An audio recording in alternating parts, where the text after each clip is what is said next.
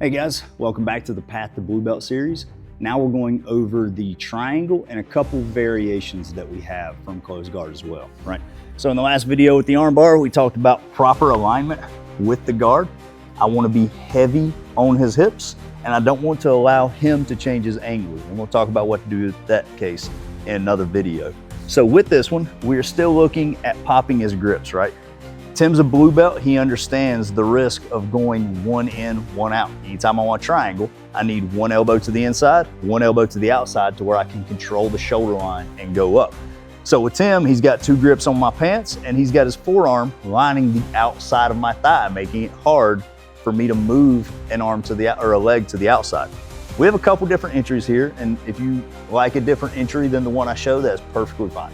It doesn't matter, there's probably 24 entries from this position, depending on what I want to do, my mobility, and what my opponent wants to do and their passing strategy, right?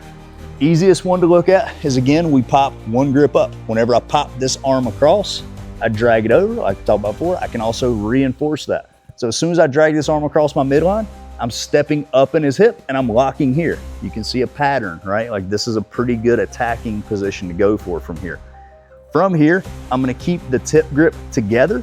From this, I'm gonna switch off to the opposite hand, just like we did in the previous video.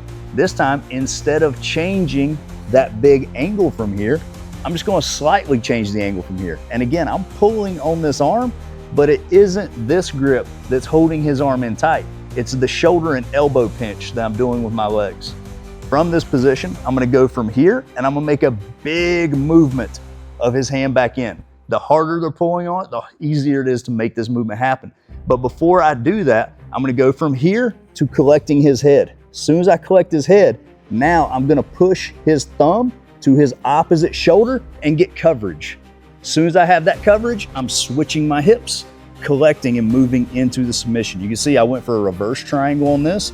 You don't have to. You can switch over the other way and go back to your standard triangle. But for me, clearing the hand, I normally control the posture with the reverse triangle right off the bat. So we go back, I go here, again, I pop everything up, get to this position. From here, I'm gonna switch just a little bit to the side. I just want enough to where I can pick this arm up and pull that shoulder to me.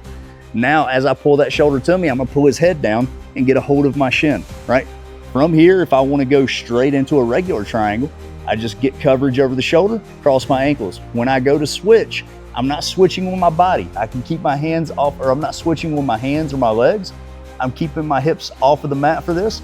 I can literally just pivot here, using that exact same motion that we went into with the arm bar, learning how to slide arm back. I'm collecting my shin. Normally you want to collect your shin the entire time. I'm just showing you that I'm doing that with my hips.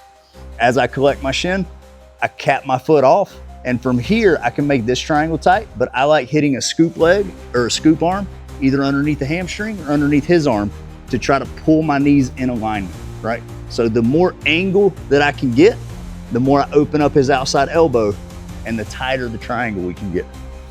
So on the other side, I'm here. Again, I pull everything up, I go here.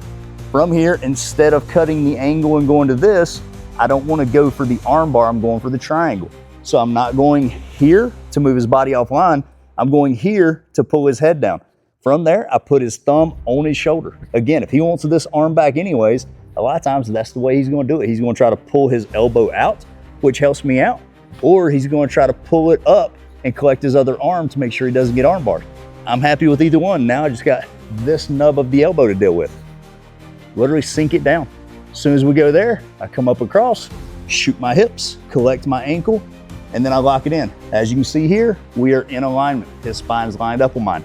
That's not the ideal place to get a triangle. You can see this arm here. I collect my shin, I push off of the ground, I slide his elbow up, and now I get my alignment for the triangle. From there, I just squeeze my knees together and pull my knees to my chest. So one way of looking at this is whenever I'm here with a triangle, that's got a big hole, right? Well, if I put my knees in line, that hole gets smaller. If I pull my knees to my chest, that hole gets even smaller. And that's the entire goal. We close the loop around their head and then we get our body into position to where that hole gets smaller before we start just crushing and squeezing as tight as we can. Just think about getting the mechanical advantage before you throw the muscle into it. And that's one setup for the triangle from closed guard.